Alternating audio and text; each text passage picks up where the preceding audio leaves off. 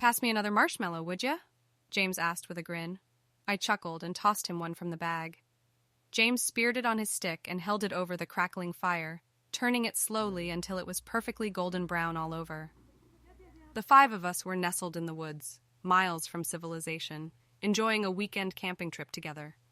We had spent the day fishing, swimming, and hiking through nature's splendor. Now we relaxed around the warm glow of the campfire, roasting marshmallows as the sun sank below the treetops. It was my idea to get our little group together and escape our stressful everyday lives for a couple days of fun in the great outdoors. School, work, bills, it all melted away out here. James was my best buddy, the one I could always count on for a laugh. We went way back to high school and had been through it all together. Olivia was James's girlfriend, a sweet, quiet girl who shared his quirky sense of humor. She and I bonded over our love of photography. Tyler was the rugged outdoorsman of the group. He felt most at home trekking through the wilderness with just a compass and survival knife.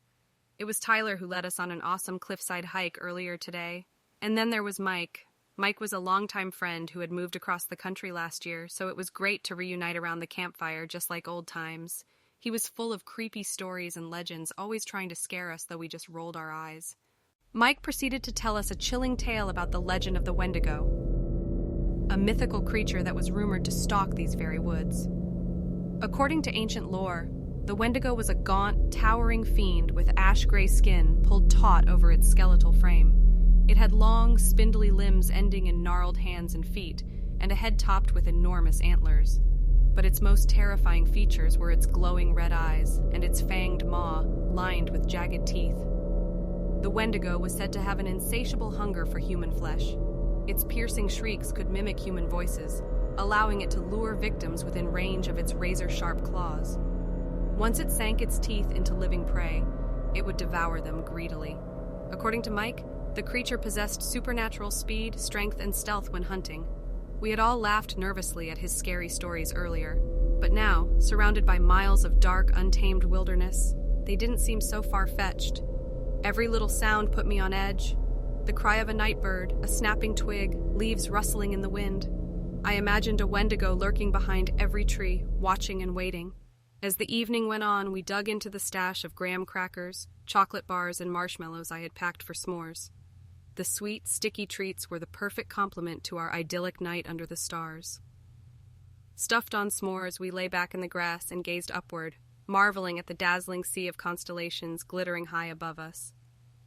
"This was an amazing idea, man," Tyler said. "Just what we needed." The others chimed in with their agreement. I felt a deep contentment, happy to give my closest friends this special experience. Eventually, Mike decided to gather more firewood so we could keep our campfire blazing late into the night. "I'll be back in a few," he said, grabbing a flashlight and venturing off alone into the dark, dense woods. We continued chatting and joking around, until 15 minutes had gone by with no sign of Mike. "He's been gone a while," Olivia said, sounding worried. "Everything okay out there, Mike?" she called out. No response came back except silence. James stood up, looking concerned. "I'll go check on him. Stay here." He headed into the woods after Mike, flashlight in hand.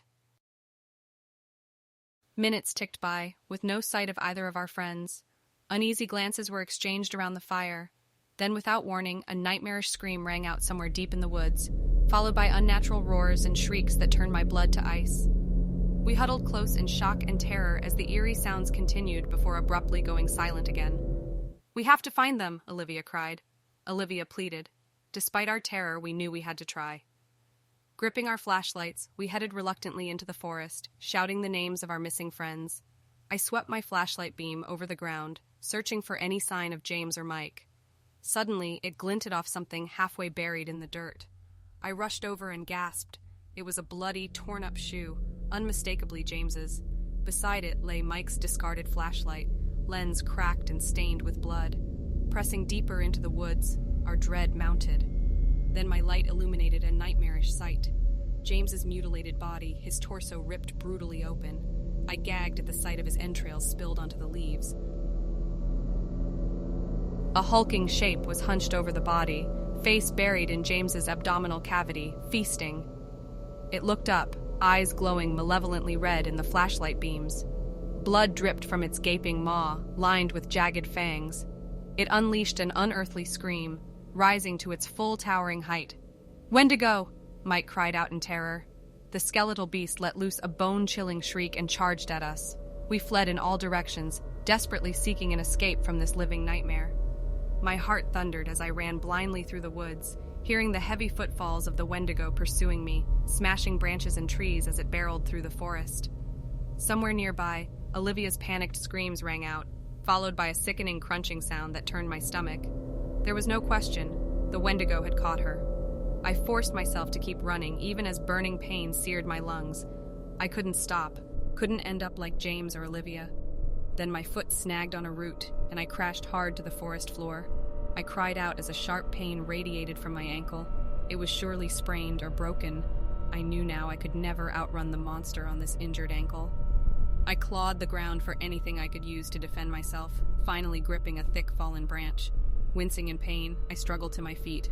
The heavy footsteps grew closer, twigs and branches snapping like gunshots under its feet. I steeled myself for the battle to come, makeshift club raised. A figure burst through the trees right toward me.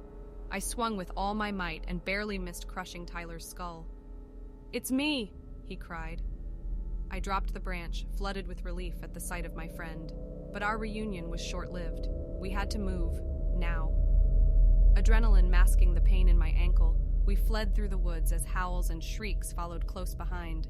At last, we broke through the tree line.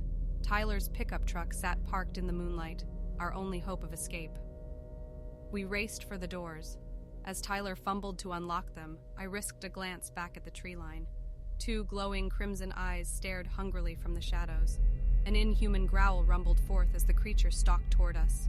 "Hurry," I begged. Tyler finally wrenched the doors open.